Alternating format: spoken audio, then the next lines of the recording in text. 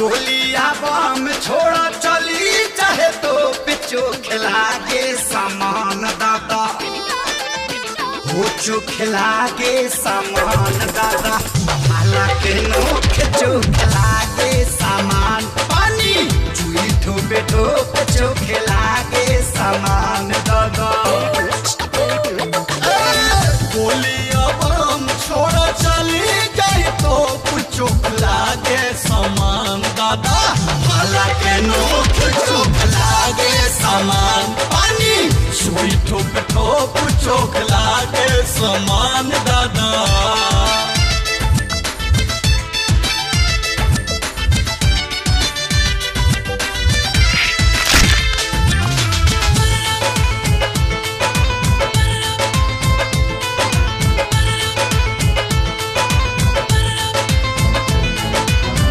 body के wire में दौरे करंट हो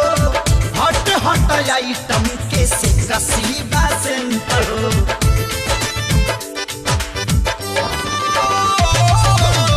बॉडी के वायर में दौरे करंट हो हट हट आइटम के से कसी बसंत हो झुकला पलाऊ के ला झुकला पलाऊ के लातिनो तिरलो कचो खला के सामान दादा हालांकि नोख चोख लागे सामान पानी सुई ठोप ठोप चोख लागे सामान दादा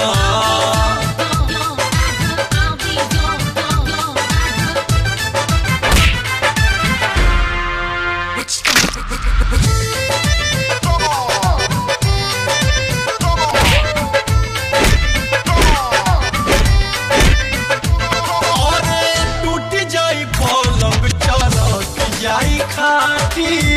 एटम बम ई जवानी जब फाटी अरे कैसे फाटी हो टूटी जाई पलंग चरक जाई खाटी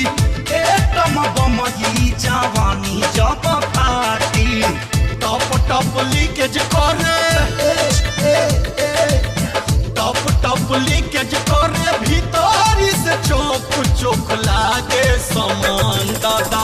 हालांकि नोख चोक लागे सामान पानी सुई ठोप ठोप चोक लागे सामान दादा हालांकि नोख चोक लागे सामान पानी सुई ठोप ठोप